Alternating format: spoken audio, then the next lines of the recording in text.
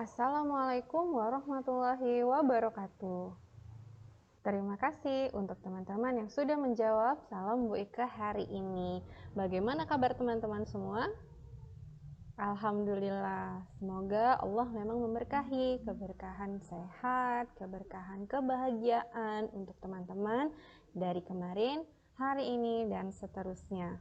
Nah, hari ini teman-teman, kita masih akan membahas tentang lingkaran. Tapi pembahasannya berbeda dari yang sebelumnya. Sudah siap menerima pembahasan seru hari ini? Oke, kalau begitu teman-teman siap dulu untuk mengetahui apa saja kesepakatan belajar kita hari ini. Seperti biasanya, kita sepakati bahwa jika belajar itu niatnya harus karena Allah. Selain niat karena Allah, tidak ada orang yang bisa pintar, yang bisa paham dengan sesuatu, atau yang bisa menjadi lebih cerdas jika dia hanya diam saja. Maka teman-teman harus bisa berusaha yang maksimal supaya Allah melihat usaha kita dan memberikan hasil yang terbaik menurut Allah untuk kita.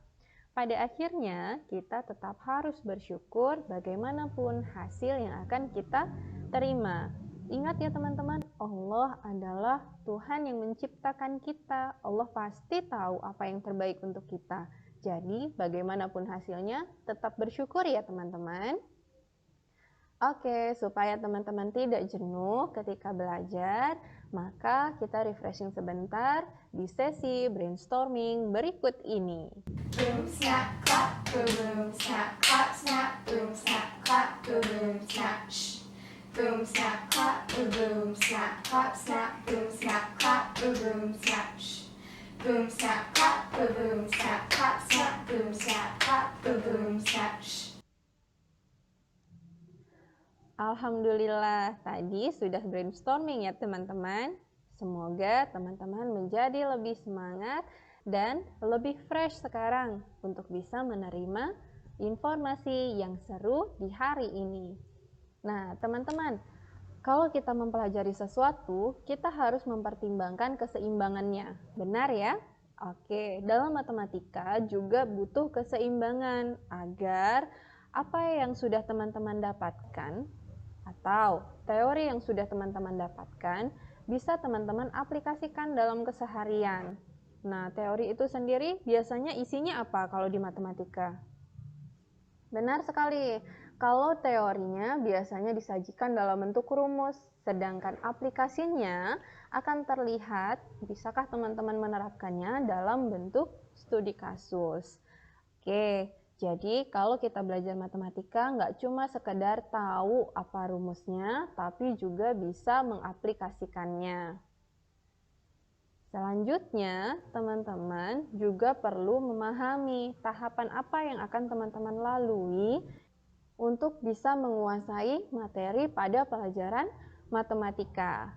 Yang pertama, teman-teman tentu harus mengenal istilah yang digunakan dan memahami maksudnya.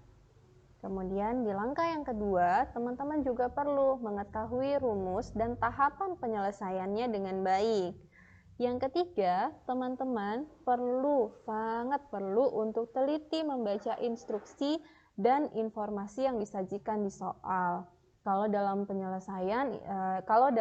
tahapan penyelesaian, kita akan memisahkan antara informasi diketahui, ditanya, dan penyelesaian itu. Nah, kalau teman-teman teliti dan bisa menentukan ini dengan baik, insya Allah teman-teman akan lebih mudah supaya teman-teman bisa menerapkan, mengaplikasikan apa yang teman-teman pahami sehingga teman-teman menguasai dari materi yang sedang dibahas tersebut. Oke, hari ini sebenarnya kita mau bahas apa sih? Karena kita membahas tentang mengaplikasikan, maka hari ini kita akan membahas tentang studi kasus, tentang lingkaran di sekitar kita. Oke, Bu Ika hari ini membawa 4 studi kasus yang seru untuk dibahas supaya teman-teman lebih memahami bahwa ada loh pembahasan tentang lingkaran yang disajikan dalam bentuk studi kasus, dan studi kasus itu sangat dekat dengan keseharian kita. Sudah siap teman-teman? Kita lihat studi kasusnya dari studi kasus yang pertama sampai yang keempat dan kita bahas bersama-sama ya. Nah, ini adalah studi kasus yang pertama. Ada suatu pabrik pembuat kue yang mengeluarkan jenis baru. Kue jenis ini dilapisi dengan krim coklat leleh. Rencananya, kue ini akan dibuat dengan loyang berdiameter 28 cm. Maka, berapakah luas permukaan kue yang harus dioles dengan krim coklat? Nah, pertanyaannya seperti itu teman-teman. Aplikasinya di mana nih Bu Ika? Jika nanti teman-teman menjadi seorang pengusaha, teman-teman harus menentukan berapa banyak biaya produksi dan lain sebagainya. Maka informasi dan pengetahuan teman-teman tentang lingkaran bisa diaplikasikan dalam bidang usaha ini. Oke, kita lihat pembahasannya ya teman-teman. Baik teman-teman, ini adalah pembahasan untuk studi kasus yang pertama. Kita memiliki informasi diameter bernilai 28 cm. Masukkan informasi tersebut ke dalam bagian diketahui. Kemudian, soalnya atau kalimat pertanyaannya meminta kita untuk menentukan luas permukaan. Maka, kita akan memasukkan informasi ditanya luas lingkaran pada kolom ditanya. Yuk kita lengkapi kolom diketahui, ditanya, dan penyelesaiannya. Di bagian diketahui, kita masukkan nilai diameternya. D sama dengan 28 cm. Kemudian pada kolom ditanya kita masukkan L sama dengan titik-titik. Pada bagian penyelesaian kita akan menggunakan rumus untuk menentukan luas. L sama dengan Pi dikali R dikali R. Sama dengan nilai Pi akan kita ambil berdasarkan nilai diameternya. Karena 28 adalah bilangan kelipatan 7, maka pilih nilai Pi 22/7. Kemudian nilai R didapat dari nilai diameter yang dibagi 2. 28 dibagi 2 sama dengan 14. Nah, masukkan nilai 14 ini ke dalam rumus. 14 dikali 14 sama dengan 22 dikali 14 dikali 14 per 7. Sederhanakan nilai-nilai yang memungkinkan. 1 dari penyebut, 1 dari pembilang. Sama-sama kita bagi dengan 7. 7 dibagi 7, 1. Sedangkan 14 dibagi 7, 2. Maka kita akan mengalihkan 22 dikali 2 dikali 14. Kita mengabaikan nilai dibagi terhadap 1 karena semua nilai yang dibagi terhadap 1 tidak akan mengubah bilangan itu sendiri. Maka 22 dikali 2 dikali 14 hasilnya adalah 616 cm pangkat 2.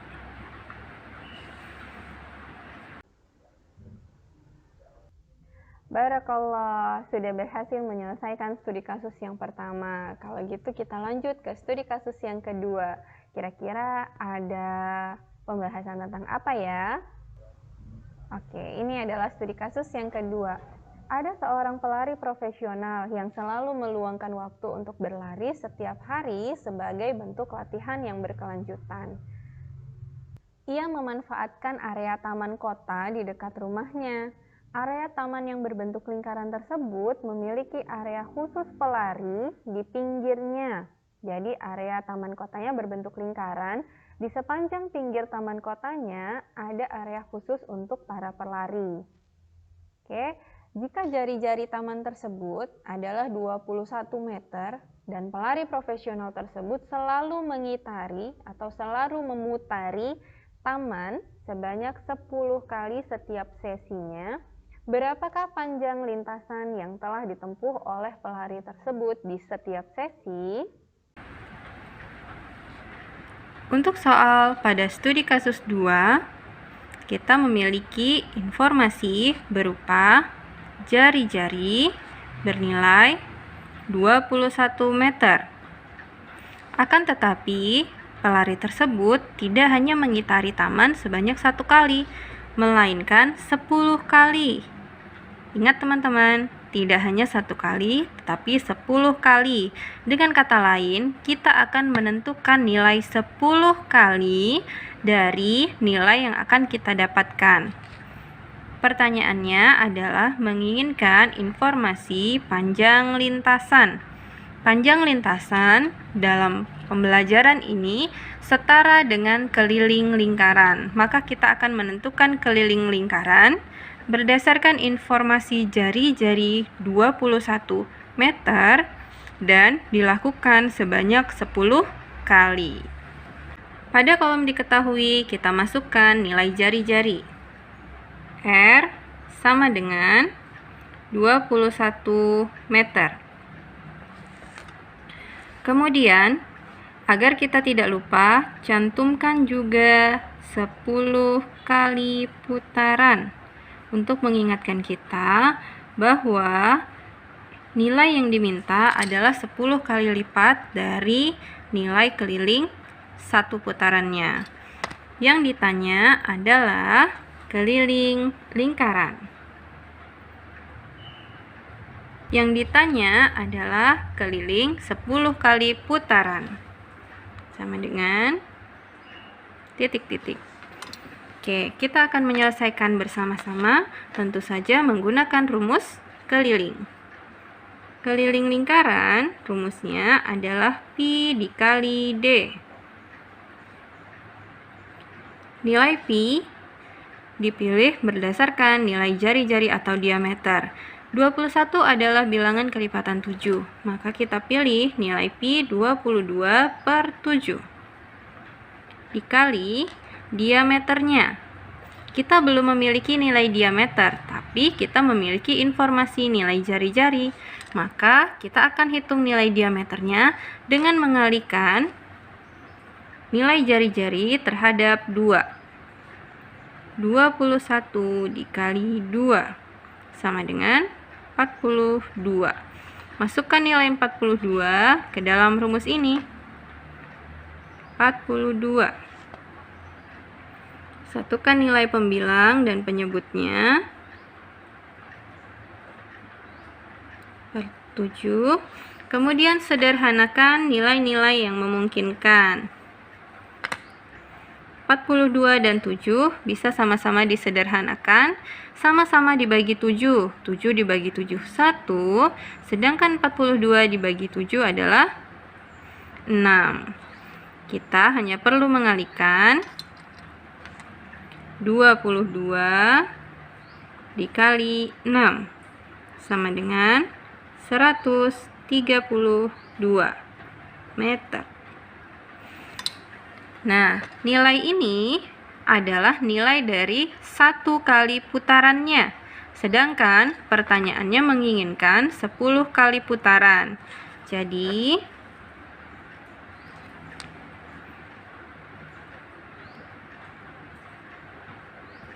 keliling 10 kali putaran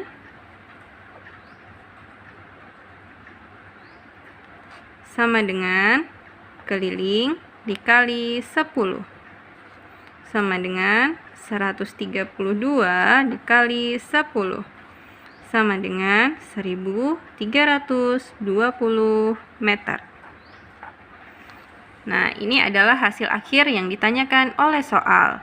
Jadi, keliling dari 10 kali putaran adalah 1320 meter. Ini adalah studi kasus yang ketiga, di mana seorang arsitek yang sedang merancang area bermain anak meminta bantuan teman-teman karena ia sedang mempertimbangkan perlunya membangun pagar keliling untuk area yang berbentuk lingkaran tersebut. Jika diameter area bermain tersebut adalah 14 meter, berapakah ukuran panjang yang arsitek butuhkan? Pada studi kasus yang ketiga, pertanyaannya cukup sederhana. Informasinya pun sederhana. Teman-teman diberikan informasi diameter senilai 14 meter. Selain itu, soal menanyakan ukuran panjang pagar. Ukuran panjang pagar ini setara dengan keliling. Yuk kita coba selesaikan soal yang mudah ini. Pada kolom diketahui, kita masukkan informasi diameter. D sama dengan 14 meter. Kemudian pada kolom ditanya, kita masukkan ukuran panjang pagar yang setara dengan keliling pagar, maka kita tulis dengan K. Tentu saja pada kolom penyelesaian kita akan menggunakan rumus keliling lingkaran, yaitu Pi dikali D. Nilai Pi dipilih berdasarkan nilai diameternya. 14 adalah bilangan kelipatan 7, maka kita pilih 22/7 dikali 14, nilai diameternya. Kemudian kita gabungkan nilai penyebut dan pembilang dan sederhanakan. 7 bagi 7 sama dengan 1, sedangkan 14 dibagi 7 sama dengan 2. Nah, kita akan mendapatkan bahwa 22 dikali 2 sama dengan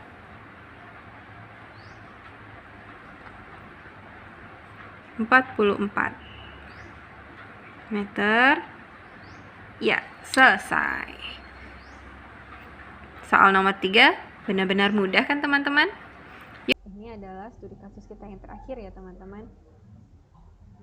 Teman-teman diminta untuk membantu arsitek tadi yang sebelumnya membangun area bermain karena dia sedang mempertimbangkan. Dia berpikir untuk menanam rumput di pinggir area taman bermain. Area berumput ini nantinya bisa digunakan untuk piknik keluarga. Jika diameter area bermain adalah 14 meter, maka diameter taman tersebut setelah ditambah area piknik menjadi 2 kali lipatnya. Berapakah luas area yang harus ditanami rumput? Yuk bantu arsitek ini untuk menghitung berapa luas area yang harus ditanami rumput untuk area piknik keluarga. Untuk studi kasus nomor 4, teman-teman perlu mencerna soal yang diberikan dengan lebih cermat. Kenapa? Karena di sini akan ada beberapa tahap tambahan yang kita gunakan untuk bisa menyelesaikan soalnya. Di informasi yang pertama, teman-teman memiliki informasi bahwa diameter area bermain adalah 14 meter. Nah, diameter keseluruhan area taman belum dicantumkan bilangannya. Akan tetapi ada informasi 2 kali lipat. Maka kita harus bisa menyimpulkan bahwa diameter dari keseluruhan taman yang mencakup area bermain dan area piknik adalah 2 kali lipat dari diameter area bermain.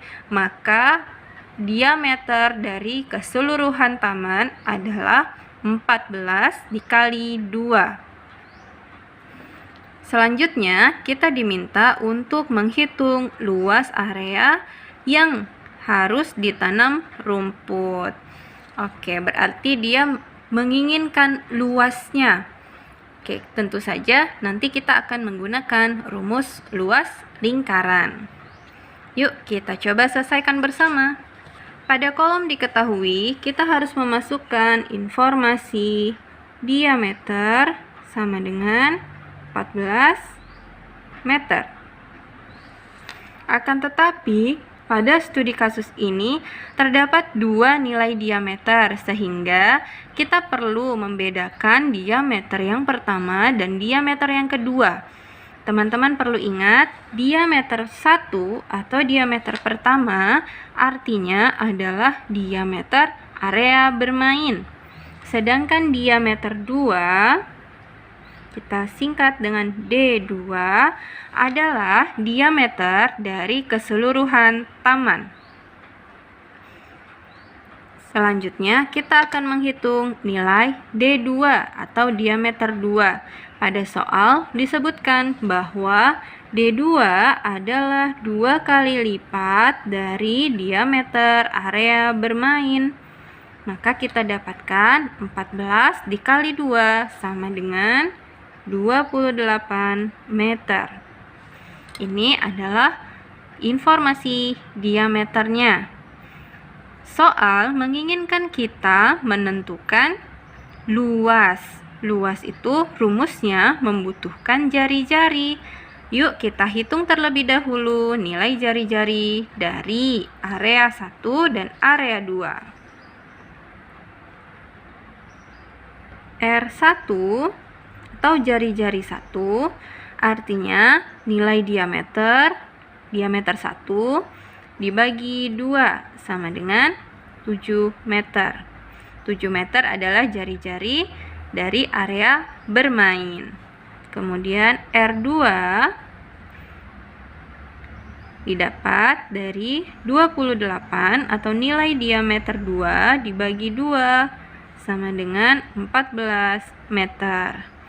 Nah, R2 ini adalah nilai jari-jari dari ukuran seluruh taman. Jika pada gambar, jika ini adalah titik pusat taman, maka sepanjang ini adalah R1. Sedangkan R2 artinya dari pusat taman sampai ke tepi taman. Oke, teman-teman sudah bisa membedakan? Jadi kalau R1 itu bagian area taman bermain saja, sedangkan R2 berarti sampai ke area rumput termasuk ke dalam area taman juga. Oke, sekarang kita lanjutkan untuk mengidentifikasi bagian yang ditanya. Yang ditanya adalah luas ditanam rumput.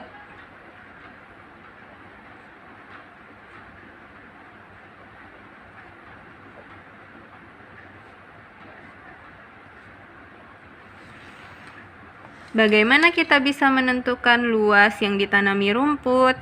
Kita bisa menentukan luas yang ditanami rumput dengan menghitung luas seluruh taman dan menguranginya dengan luas area yang di tengah atau area bermain, karena area bermain tidak ditanami rumput. Maka kita membutuhkan L1. L1 artinya luas area bermain. Dan nanti kita juga akan menghitung L2 atau luas seluruh lingkaran. L1 berarti rumusnya adalah Pi dikali R1 dikali R1.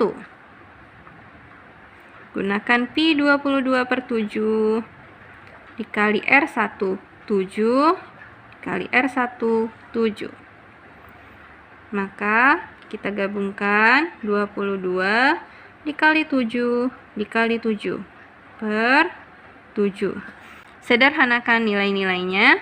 7 bagi 7 1, 7 bagi 7 1.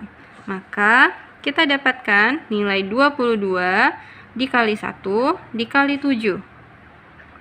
Nilainya adalah 154 meter pangkat 2. Ini adalah nilai L1 ya teman-teman. Kita lanjutkan untuk menentukan nilai L2. L2 sama dengan Pi dikali R2 dikali R2 sama dengan 22/7 dikali 14 dikali 14 sama dengan 22 dikali 14 dikali 14 per 7. Kita sederhanakan nilainya. 7 bagi 7 1, 14 dibagi 7 2. 22 dikali 2 dikali 14 nilainya adalah 616 meter pangkat 2. Luas area yang ditanami rumput kita dapatkan dari L2 atau luas seluruh daerahnya dikurang L1 atau luas area bermainnya, yaitu 616 dikurang 154. Maka teman-teman akan mendapatkan nilai 462 meter pangkat 2.